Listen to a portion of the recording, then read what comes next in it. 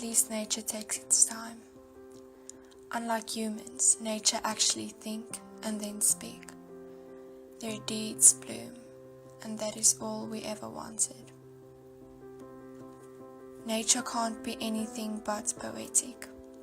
Us humans struggle our way through words. It is a thumb-rubbing fight to express our abstract hearts. But nature, you express my heart.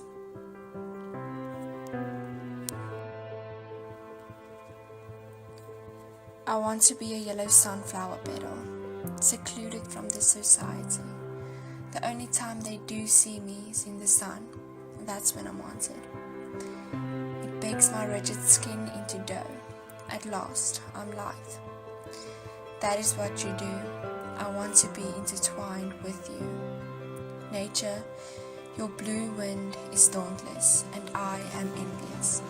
Soothe me with your flower's breath that you carry. Thank you, God, for your image in nature. You save me.